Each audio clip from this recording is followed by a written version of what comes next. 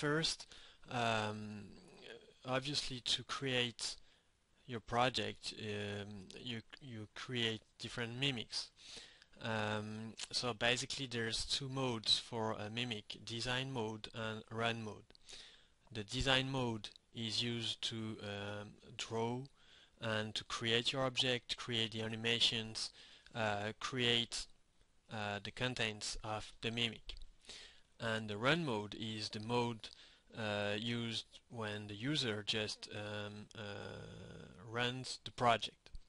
So it's very easy to switch to design mode to run mode. No need to restart the project. You just, for example, here right click, select the pen to switch to design mode, and that's it. You are in design mode. You can change the text and change anything in the mimic. If you want to switch back to run mode, just right click and run. It's also possible to switch from the menu here. And a magic thing is that it's also possible to display the same mimic in different modes. So for example, this mimic here is in run mode on the right, and the same mimic is in design mode on the left. And if you change something on the left, automatically in run mode you can see real-time difference. So it's something very handy for the designer when he designs his project, specifically the graphic of his project. The next mimic shows that every object has its own layer profile, and every mimic has its own layer profile too.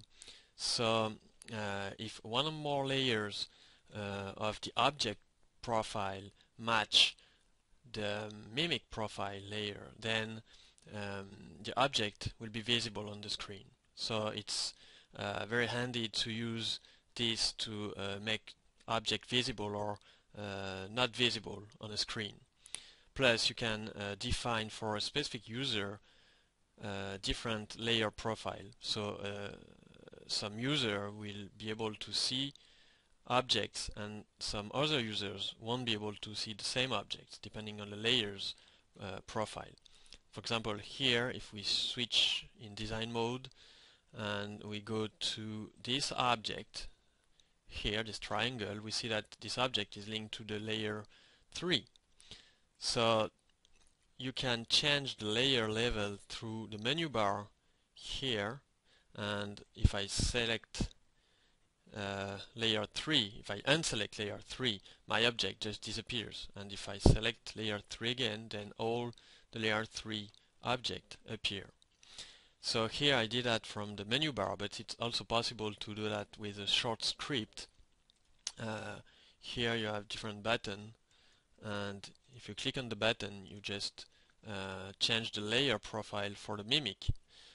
So you can imagine different program to hide or show object. So the next screen is to show the different objects you can create, different shape like those one. For each one you can change different properties like the angle, the style, line style. You can change also the patterns, different color, and also the appearance like shadow button, colored button, and so on. This screen for a line, so it's the same. You can change the appearance of the line, the thickness, and also the color and the pattern. And the text can be changed as well in the same way with the same effect.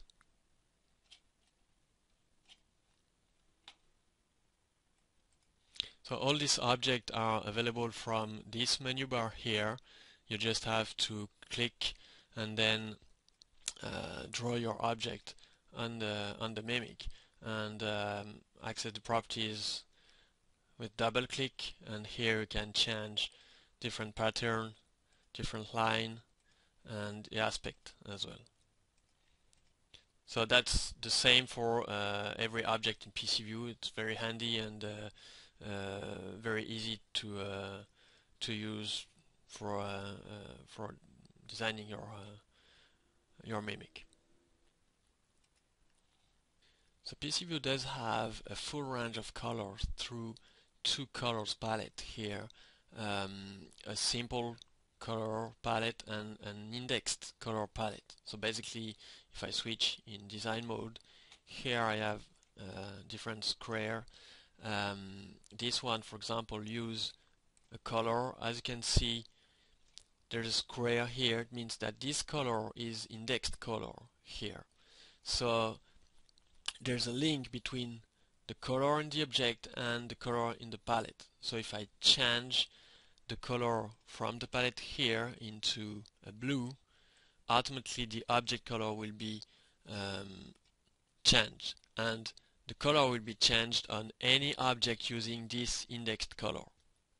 If you use the simple color palette, then if you select the color for an object and then you change the color from the palette, the object won't have his color changed.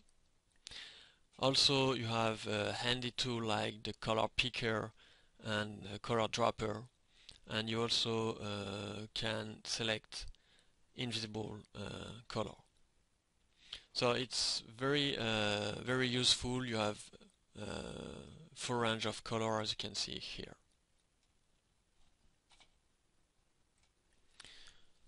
For a color and for each object you have three modes: solid mode, blinking mode where you define a primary color and an alternate color, and gradient with linear gradient but also radial gradient with different level possible and different angle possible.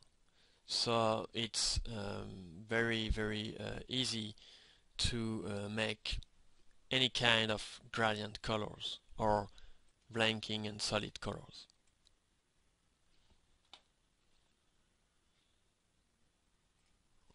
So it's possible in PcVue to group different objects and to get only one object containing different other object. So to do that,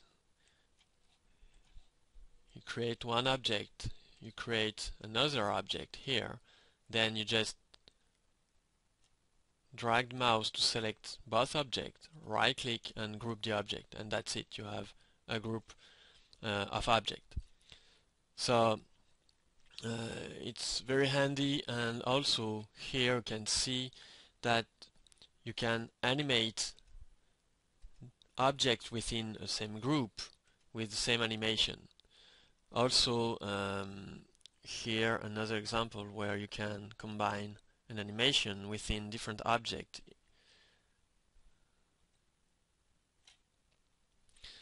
Also, a group of objects is useful, but it's not a symbol, but it's possible to create symbol from a group of objects, as we'll see just on the next screen.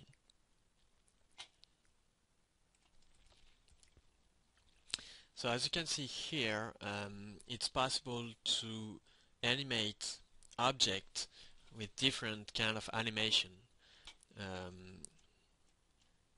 Text to display a register, translation, rotation, and so on. So basically an animation is like a property of the object. Here you have an image with different properties, and one of the properties is just a single axis positioning animation with a variable to animate and different parameters here. So here I have one animation. It's possible to have as many as you need on one object. So when you design a project with many different objects on a mimic, there's a very handy tool called Graphic Explorer, which could help you to organize and to control different objects. So from Display Graphic Explorer here you see the list of all objects for this mimic. And the magic thing is that if you click on an object here, so this is a group of objects, it's automatically identified in the list here when you click on it on the mimic. And if you click one more in one object inside the group, automatically the list here show the button, and you can have access to all animation of this button. So if you want, you can just access the properties here, and you see that for this specific button there's 3 animation: a bit send to send a value, a register send to send a register value, and the visibility bit to display the button depending on the value. So basically here you send the register for the speed, so to make the speed equal to 0, so to stop the process you send a bit start stop here to 0, and then when the bit is equal to 0 you hide the button, and you have the same button start with the same animation but with visibility show when the bit is off. So you have like a toggle button this way. Plus, from the Graphics Explorer you can add some animation. So you don't have to ungroup the object here and access to specific object. You can just, from the Graphics Explorer, add a new animation. So for example here, if you want to add an animation on this button, the stop button, to make this button colored, you just right click here on the button and you have access to the list of different animations. So from here you can see there's animation to color button depending on the bit value, on the bit group value depending on the bit on the register, on the alarm, and so on. So there's many animation you can use to color your object. It's also possible to change the text displayed, so depending on the text value, depending on a register, so depending on a specific value of a register you can display a specific text, and so on. So there's a bunch of options here to animate your text. You can also animate symbols. You can change position of object depending on a variable. You can change the visibility of an object depending on the value of a variable. You can send value. It means you can control the value, bit or register or text, and run different scripts, different programs. Also you can open or close mimic when you click on an object with the animation link, and you can access to different security dialog box to log in or log out when you click on this object. So as you can see, when you right click on the object you can animate this object with almost everything you need for the object to be animated. So here in our example you want just to color this object depending on the bit, so we select color bit, and here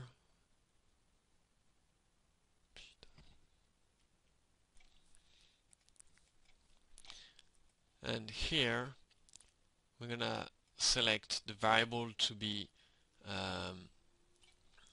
used for the animation, which is multi-view start stop, and select the color. So when the bit is off it will be gray, and on, let's say, red.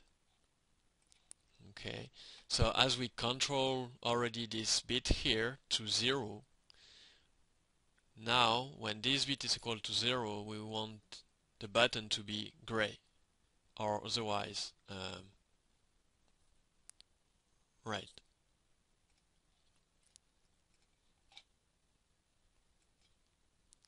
So that's it. When you animate, you can see now the button is red when we have the stop button. So it's quite easy. You don't have to ungroup your object. You can access directly to the object from the Application Explorer, and you can add as many animation you want.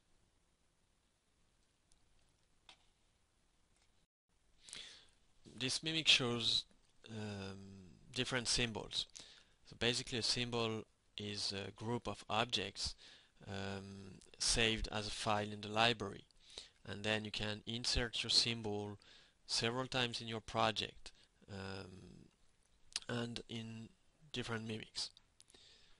So basically here, if you want to create symbol from this fan and this pump here, you just have to select the object, right click and group the object so you have only one object, and next create a symbol. So you right click, create symbol like my pump, and that's it. Now you have a symbol. So this symbol can be inserted from the menu here, insert symbol, my pump. So you have your symbol here. Now if you want to change a bit your symbol and you don't want to do it every time you use the symbol, you can, from the Graphic Explorer, select the symbol to identify it in the list, access different elements of your symbol. Here, if you want to change the text pump, double click on it to access the properties, change the color, for example, to blue, validate, and automatically all instances of the symbol has been changed. So this is very handy when you design your project. Here, an example of the symbol used with animations to open or close a valve. And the same symbol is used to control different variables. So to do that, if you take a look to the properties of this symbol, you can see that you have animation on def and status. But def and status are not the full variable name. It's just a part of a name, and there's a missing part to connect the animation to a variable.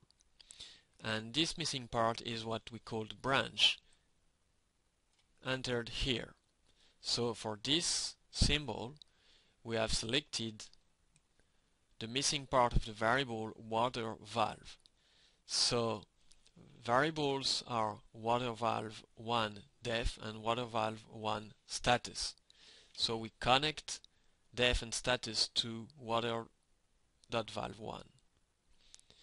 And for the same symbol here, we did the same, but we select the branch water.valve2, and then def and status has been connected to the variables water.valve2 def, water.valve2 status. So we have two different valve, but the same symbol. So now to show you a very simple example to create symbol, we can insert an image from our libraries like this one. So we want just to animate paragraph on the tank. So on this object we animate color paragraph. We select the variable like my process tank 1 level, but here we just keep the level generic part, and we create text to send the level value. So animate send register, and we select the level here as well, and we just keep the generic part to be connected to the branch. Here I use the @ symbol to have a tooltip command on mouse over. Then I group the object and I create symbol like my tank. And now to connect the animation, I just have to select the branch, tank 1.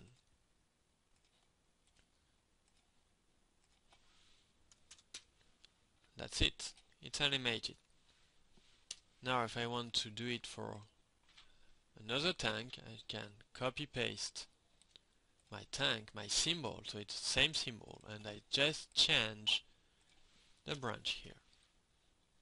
So I connect the animations to the variable starting with my process.tank2. And that's it. I have two different tank but the same symbol. Here just to show that it's possible to insert different kind of files like an AVI like this one.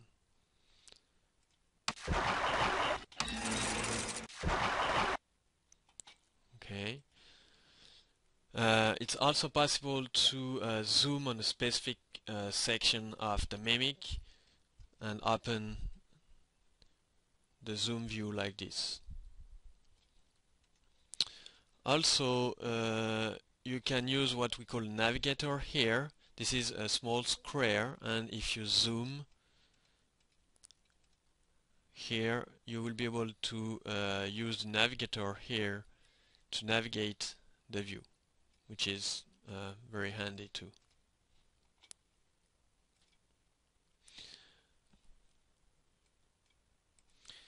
So there's two script editors in PcVue. The Scala Basic, which is a proprietary script editor in PcVue. It's a block structured interpreted language with a syntax, yeah, very close to the basic. So it's very simple, very easy to use. You have different instructions, different verbs, and you can do almost everything in PcVue using Scala Basic. Also, we do have the Microsoft VBA for PcVue, including objects and collections for different things that such as the system, the project, graphics, and so on. So the Scala Basic editor, if you can take a look here with different programs. So you can see it's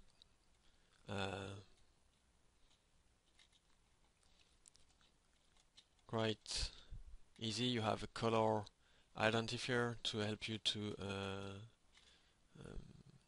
play with it.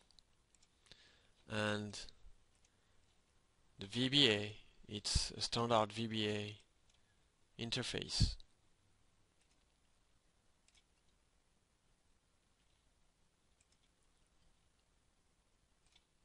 So PcVue does have built-in controls, same as the Microsoft ActiveX control, but these controls are native in PcVue, so no need to script these controls. It's all configurable. So you have like tree view